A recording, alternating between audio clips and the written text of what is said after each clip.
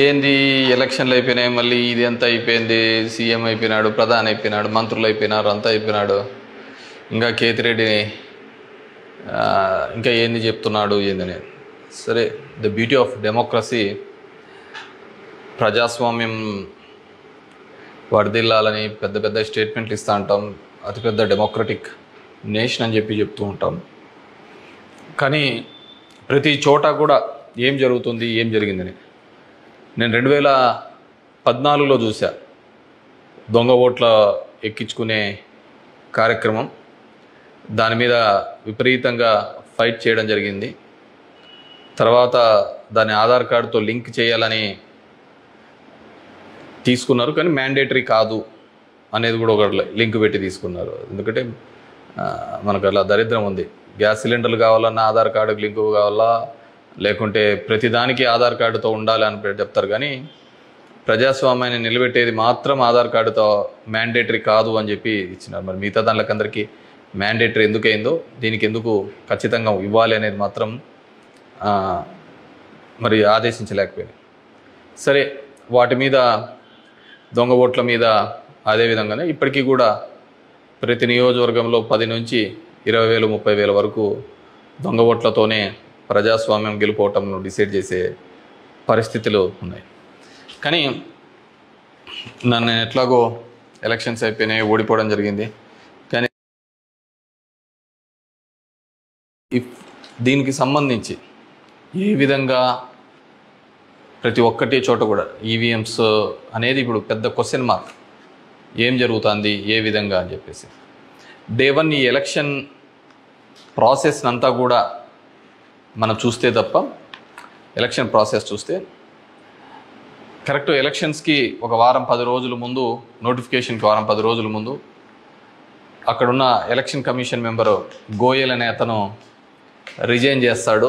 ఎందుకు రిజైన్ చేస్తాడో, ఏ దానికి చేస్తాడో తెలీదు. తర్వాత అంతకుముందు వరకు ఉన్న ఒక చట్టం, ఒక ఎలక్షన్ కమిషన్లో ఒక మెంబర్ని అపాయింట్ చేయాలనే దానికి ప్రధానమంత్రి, ప్రతిపక్ష నాయకుడు, చీఫ్ జస్టిస్ ఆఫ్ ఇండియా ఈ ముగ్గురు సమక్షంలో ఎన్నుకోవాల్సిన దాన్ని మళ్ళీ ఒక కొత్త చట్టం తీసుకొని వచ్చి ప్రతిపక్ష నాయకుడు, ప్రధానమంత్రి, క్యాబినెట్ సహచరుడు అని పెట్టి తీసుకొని వచ్చి ఒక కొత్త వ్యక్తిని తీసుకొని రావడం జరిగింది. అది మనం అందరం కూడా చూడడం జరిగింది. కానీ ఏం చేస్తారంటే బ్యూటీ ఆఫ్ డెమోక్రసీ, ఏ విధంగా కావాలంటే వాళ్ళ ఆ విధంగా చేయడం జరిగింది.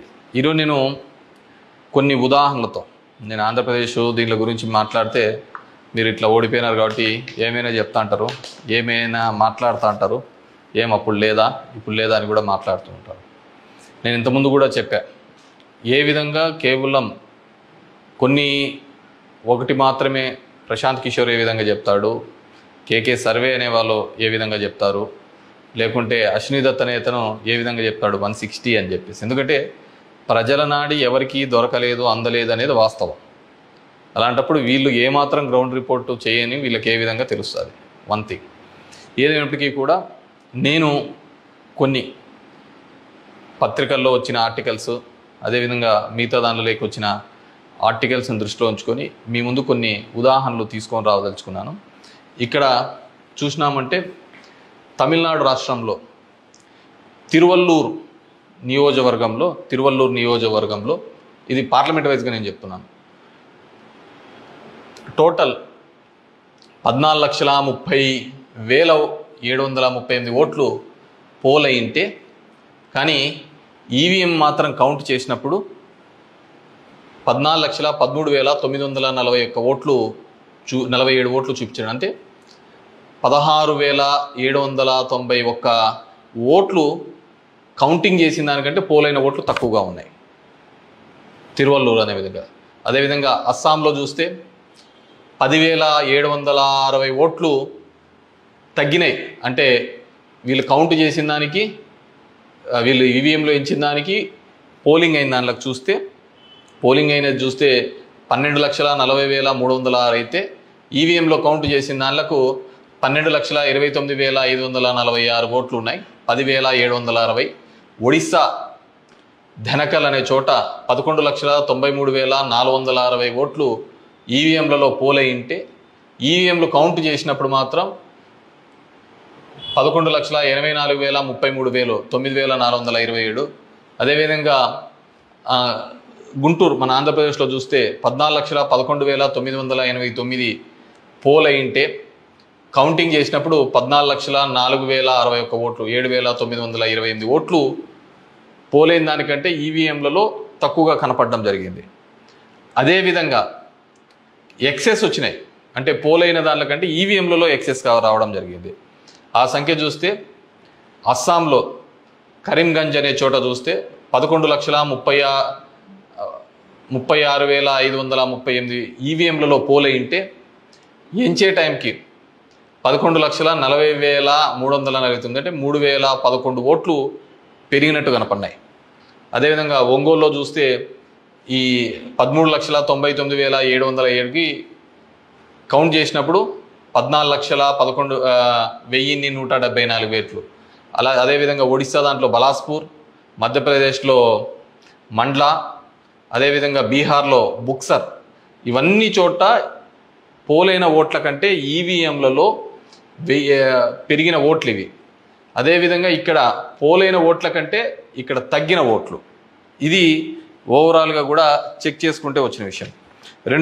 రెండో దానికి చూస్తే టోటల్ ఈ విధంగా చూస్తే దేశవ్యాప్తంగా 140 నియోజకవర్గాల్లో ఈ విధమైన ఓటు డిఫరెన్సెస్ జరిగినట్టు మొత్తం దీనిలో ఫామ్ 17C దీనిలో చెక్ చేసిన చోట మనము చూడడం జరిగింది. పైకెత్మా. అదేవిధంగా ఈ విధంగా 16,000 ఓట్ల నుంచి ఈ విధంగా చేయడం జరిగింది. మే 25 ఈసీ రిలీజ్ చేసిన దాని ప్రకారము ఒక్క నిమిషం, ఇవన్నీ కూడా చిన్నవి మాక్ ఓటింగ్లలో జరిగినవి ఇవన్నీ అని చెప్పేసి వాళ్ళు చెప్పడం జరిగింది. ఇంకా ఏమంటే ఫామ్ 20 ఇంకా ఇంతవరకు ఆన్లైన్లో కూడా అప్లోడ్ కాలే. మామూలుగా ఇవన్నీ ఆన్లైన్లో అప్లోడ్ కావాల్సిన విషయం. ఎందుకు అవన్నీ చెప్పచ్చు, లక్షల మెజార్టీలలో వస్తున్నప్పుడు ఈ 1000, 2000, 3000 ఎందుకు ఈ విధంగా అని చెప్పేసి నేను దానిలో కూడా కొన్ని ఉదాహరణలు చెప్తాను.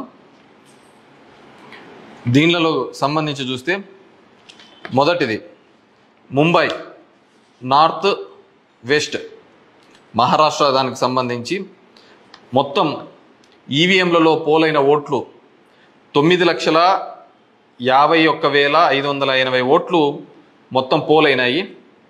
కానీ ఈవీఎంలు లెక్కేసినప్పుడు దాంట్లో 9,51,582 ఓట్లు ఈవీఎంలో మాత్రం కౌంటెడ్గా కనిపినాయి. అంటే ఆడ లెక్క చేసిన దానికి దీనిలకు సంబంధించి తేడా కనపడడం జరిగింది.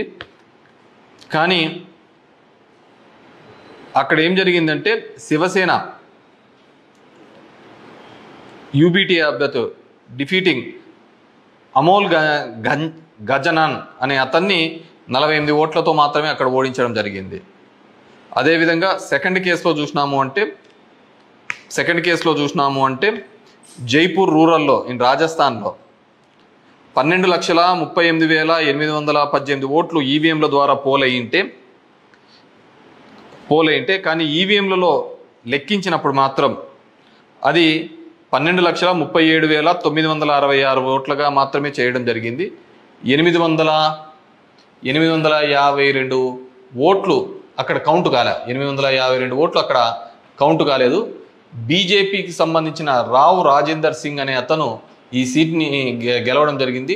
అతను గెలిచిన దానికి మార్జిన్ 1,615 ఓట్లు, 1,615 ఓట్లతో ఆయన గెలవడం జరిగింది.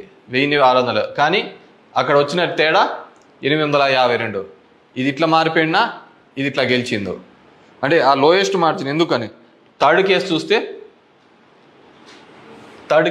కంకర్ ఇన్ ఛత్తీస్గఢ్ అక్కడ పోలైన ఓట్లు 12,61,103 ఈవీఎంల ద్వారా ఓట్లు పోలైంటే ఈవీఎంల ద్వారా మనకు ఫామ్ 17లో ఇచ్చినప్పుడు ఈవీఎంల ద్వారా ఉండేది. కానీ లెక్కేసినప్పుడు 12,60,153 ఓట్లు అక్కడ కౌంటెడ్ అని 950 ఓట్లు ఆడ కౌంట్ చేయలే, మిస్ అయినాయి. ఎట్లా మిస్ అయినాయో తెలియటంలే, ఎక్కడ కనపడటంలే. దాని ద్వారా బీజేపీకి సంబంధించిన బోరో రాజ్ నాగ్ అనే ఇతను గెలవడం జరిగింది. 1884 ఓట్లతో గెలవడం జరిగింది ఇతను. ఫోర్త్ కేస్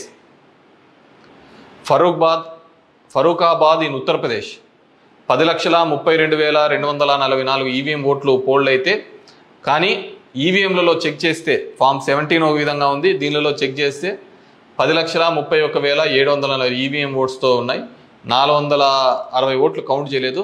ముఖేష్ రాజ్పుత్ అనే అతను గెలిచినది 2,678 ఓట్లతో. ఇటు గెలుపోవటంలో కంటే మార్జిన్ కంటే అసలు ఈ ఓట్లను ఎక్కడికి పోతున్నాయి, ఎక్కడికి మిస్ అయిపోతున్నాయి. అండ్ ఈ కేసులలో చూస్తే ఇవి అసలు వివిప్యాట్లను కౌంట్ చేయాలని, అదేవిధంగా 100% ఇవన్నీ మాల్ ఫంక్షన్గా జరుగుతున్నాయని చెప్పినా కానీ మార్జినల్ ఎర్రర్ అని, అదేవిధంగా సర్ప్లస్ ఓట్లు ఎందుకు వచ్చినాయనే విషయాన్ని ఇంతవరకు కూడా ఎలక్షన్ కమిషన్ చెప్పలేకపోయింది. అదేవిధంగా పార్లమెంట్ వైజ్గా ఎక్కడ తగ్గినాయి, ఏ విధంగా అని చెప్పేసి ఇంతవరకు ఒక స్టేట్మెంట్, ఒక రీజనబుల్ స్టేట్మెంట్ కూడా ఇవ్వలేకపోయింది. ఈవీఎంలలో ప్రతి దానిలోనూ కూడా ప్రతి పార్లమెంటుకు సంబంధించి ఈ విధంగా తక్కువ ఎక్కువ వచ్చినట్టు కూడా వాళ్ళు చూపించలేని పరిస్థితి. ఎందుకంటే ఇది గెలుపోవటంలో సంబంధించిన సమస్య కాదు. ఎలక్షన్ కమిషన్ ఇంకా ఫామ్ 20 అనేది అప్లోడ్ కాకపోవడం, ఎలక్షన్ కమిషన్ కేవలం ఒక 10 రోజుల ముందు ఎందుకు అతను రిజైన్ చేసినాడు, ఏ కారణాల వల్ల రిజైన్ చేసినాడు, ఎన్నుకునే పద్ధతిలో పాత పద్ధతి తీసేసి కొత్త పద్ధతి ద్వారా ఎందుకు ఎన్నుకోవాల్సి వచ్చింది, ఎందుకు మిగతా వాళ్ళందరూ కూడా చాలా అర్లీగా ఇది 400 అని ప్రిడిక్ట్ చేస్తూ ఒక భావన చెప్పడం. మనం టీవీలలో కూడా చూసినామంటే ఆంధ్రప్రదేశ్లో 9:30-10 కల్లా కూడా అసలు కౌంటింగ్లో అనేది ఒక రీజనబుల్ రానిదే 100, 150, 120 అని ప్రొజెక్ట్ చేసినారు. అసలుకు వైసీపీ సీట్లు 25 కంటే దాటి చూపిలా. అసలుకు మొదట అర్ధ గంటలోనే మొత్తం నియోజకవర్గం అంతా ఏ విధంగా చూపిస్తారు, మొత్తం రాష్ట్రం అంతా ఏ విధంగా రిప్రజెంట్ చేస్తారు. సో ఆ విధంగా రిప్రజెంట్ చేయడానికి ఏంటంటే బేసిక్గా అక్కడున్న ఏజెంట్లు కావచ్చు, అధికారులు కావచ్చు, వన్ సైడెడ్గా పోవడం కోసం ఆ విధంగా చేసినారు. ఆ విధంగానే ఉండడంతో ఆల్మోస్ట్ వాళ్ళందరూ కూడా 10:30 నుంచి బయటికి రావడం మొదలుపెట్టినారు. ఏం జరిగింది అనేది అసలు ఎవరికే కానీ అర్థం కాలేదు. టీవీలలో చూసినాము అంటే అసలు 8:30 అంటే 9:30 కల్లా 100-150 సీట్ల లేక వచ్చేసినాయని ఎలివేషన్స్ అన్నీ ఇవ్వడం జరిగింది. సో ఏ విధంగా మీడియా ఎలక్షన్ కమిషన్ వెబ్సైట్లలో పెట్టలేదు, అక్కడ ఆ విధంగా ప్రాజెక్టు కాలేదు. కానీ వీళ్ళే మొదటే చేయడం వల్ల ఏంటంటే దానివల్ల ఏజెంట్లు అక్కడ నుంచి వెళ్ళిపోతారని చెప్పేసి, అదేవిధంగా ఉద్యోగస్తులందరూ కూడా వన్ సైడెడ్గా జరిగిపోతే ఏజెంట్లు అందరూ పోయినారంటే వీళ్ళు రాసుకునేదే రాత అయిపోతుంది కదా. సో ఆ విధంగా అబ్జల్యూట్ మెజారిటీస్ ఇదైతే అంటది. అదేవిధంగా సో ఇదంతా కూడా మనం నిజమైన ప్రజాస్వామ్యంలో దొంగ ఓట్ల మీద ఉన్నామా, లేకుంటే ఈవీఎంలో మిషనరీస్ మీద పనిచేస్తున్నామా, నాకు ఓడిపోయినానని నేను బాధతో కాదుగా చెప్తున్నానని కానీ అందుకే నేను ఆంధ్రప్రదేశ్ స్టేట్ గురించి ఎక్కడ చెప్పలే. దేశంలో జరిగినది వివిధ దీనిలలో చెప్పినది. ప్రశాంత్ భూషణ్ కూడా ఆయన సీనియర్ లాయర్గా కూడా ఆయన కూడా పోరాడుతున్న సందర్భం చూసాం. సో ఇది మనం మాట్లాడకపోతే, ఎందుకంటే మేము ఎక్కడైనా ఊర్లలో పోయినా కానీ, ఊరు నుంచి వచ్చినా కానీ, టౌన్లో కానీ మిగతా వాళ్ళన్నా మేము వేసామని చెప్తున్నారు. మరి వేసింటే ఓట్లు ఎక్కడికి పోయినాయి, ఎవరికి పోయినాయి? ఎక్కడి నుంచో వచ్చి 3,000తో గెలుస్తామని చెప్పేసి ధర్మవరంలో 2 నెలల నుంచి చెప్తున్నారు. ఏ విధంగా ఆ ఫిగర్ అచీవ్ అయ్యి 3 నెలల నుంచి చెప్తుంటారు? So it's a big question mark. So there is completely ఏదో ఒక సెక్షన్లో అయితే మ్యానిపులేషన్ జరిగింది. ఇప్పుడు ఏం చేసేది ఎందుకు కాదు, కానీ జస్ట్ ప్రజలందరూ కూడా మనం అందరం వివేకంగా ఆలోచించుకొని డెమోక్రసీ ప్రజాస్వామ్యాన్ని ఇదే పెట్టుకుంటూ పోతా అంటే మోడీ 3 అవుతుంది, మోడీ 4 అవుతుంది, మోడీ 5 అవుతా ఉంటుంది. ఇంక జనం యొక్క ఓటుకు దాని విలువకు ఎటువంటి విలువ ఉండలేని పరిస్థితి మనం చూడగలుగుతాం. So these are all planned and స్క్రిప్టెడ్గా అంతా కూడా జరిగిందని పూర్తిగా నేను నమ్ముతున్నాను. పబ్లిక్ జనం కూడా అదే విధమైన ఆలోచనలతో ఉన్నాయని నమ్ముతున్నాను. వాట్ ఎవర్ మేబీ నాకు కూడా ఈ 5 ఏళ్ళు కూడా జనాలు మీరు ఇంకా తిరిగినే చాలు, చేసినే చాలు, ఇది చాలు అని చెప్పేసి ఒక బ్రేక్ ఇచ్చినట్టుగా ఉంది. కానీ బ్రేక్ ఇచ్చినా తప్ప నాకు రాజకీయాలు తప్ప వేరేది ఏమీ తెలియదు కాబట్టి డెఫినెట్గా నా గొంతును వినిపిస్తూనే ఉంటాను. అన్ని విధాలుగా కూడా ఎక్కడెక్కడ ఏ తప్పులు జరుగుతున్నా కానీ, అది నియోజకవర్గ వ్యాప్తంగా కావచ్చు, రాష్ట్ర వ్యాప్తంగా కావచ్చు, దేశవ్యాప్తంగా కావచ్చు, ఖచ్చితంగా ఇంకా ఇట్లా కాకుండా నేనేం వేరే వాళ్ళను బూతులు తిట్టేది ఇంకోటి అవసరం లేదు. జనాలకు ఎంతో కొంతమంది కన్నా సరే నాకు తెలిసిన విషయాన్ని షేర్ చేసుకోవాలనేది ఒక ఆలోచన విధానంగా అనుకున్నాను. డెఫినెట్గా ఐ విల్ కంటిన్యూ దట్. ఎందుకంటే చూస్తున్నాం అక్కడక్కడ జరిగినవి ఇవన్నీ కూడా. ఐ వాంట్ టు గివ్ ఎన్నుకున్న ప్రభుత్వానికి కూడా వాళ్ళకు కూడా మనం కూడా ఒక 6 months మనం కూడా టైం ఇవ్వాలి. వాళ్ళు ఏం చేస్తారు, వాళ్ళు ఇచ్చిన మాటను ఏం చేస్తారు, ఏ విధంగా కట్టుబడి ఉంటారు అనేది చూడాలి. ఎన్నెన్నో వాగ్దానాలు ధర్మవరానికి ఇచ్చినారు, రాష్ట్రానికి ఇచ్చినారు, చాలా వాగ్దానాలు ఇచ్చినారు కాదు. అవి ఎంతవరకు నెరవేరుస్తారు, లేదు కేవలం కక్ష సాధింపు చర్యలతోనే మిగిలిపోతారా, ఇవన్నిటినీ కూడా కాలమే సమాధానం చెప్తుంది. సో అప్పుడు end of the day who is the best అనే పద్ధతికి మనం అందరం కూడా మాట్లాడుకుంటామని చెప్పేసి తెలియజేసుకుంటూ, ఈ ఈవీఎంస్లో జరిగిన ప్రతి ఒక్కటి కూడా మీ దృష్టికి తీసుకొని రావాలనే నాకు తెలిసిన డిఫరెంట్ పేపర్లలో ఆర్టికల్స్ డిఫరెంట్ వాళ్ళు ఇచ్చిన ఇన్పుట్స్ ప్రకారం నేను చెప్తున్నాను. సో ప్రతి ఒక్కరికి ఓటు హక్కు కల్పిస్తానన్న ఈసీ మరి ఇన్ని టోటల్ ఓట్లు వేసిన దానిలో చూస్తే దేశవ్యాప్తంగా 362 నియోజకవర్గాల్లో 5,54,598 ఓట్లు మిస్ అయినాయి, కనపడటం లేదు. అది అంటే అది హెచ్చు తగ్గుల్లో కావచ్చు, దీనిలో కావచ్చు, కరెక్ట్గా రాకుండా అన్ని ఓట్లు మిస్ అయినాయి. మరి ఈ ఓట్లని ఎక్కడికి పోయినాయి? సో ఇదే పద్ధతిలోనే మొత్తం నడవాల్సిన పరిస్థితే అనేది కూడా మనమందరం కూడా ప్రజాస్వామ్యంలో ఉన్న ప్రతి ఒక్కరు కూడా మనమందరం కూడా ఆలోచించుకొని భవిష్యత్తులో దీని మీద మాట్లాడకపోతే నిశ్శబ్దంగా ఉన్నాము, వచ్చింది మన గవర్నమెంట్ ఎగలాడదామని, ఇంకోటి వచ్చింది ఇది అని చెప్పేసి వాళ్ళు చేసినారు. సరే, సదరన్ పార్ట్ ఆఫ్ ఇండియాలో కొత్తగా తీసుకొని వచ్చినారు, కులం మతం అనే దాని మీద రాజకీయం తీసుకొని వచ్చినారు. కానీ ఇవన్నిటినీ కూడా ఆలోచించాలి. డెమోక్రసీని మళ్ళీ మనం అందరం కూడా నిలబెట్టాలి అంటే కూడా ఇవన్నిటినీ కూడా ప్రజలు ఆలోచించుకొని వారి గలమిప్పి వారందరూ కూడా వీటి మీద మాట్లాడాల్సిందిగా కోరుతున్నాను. Thank you.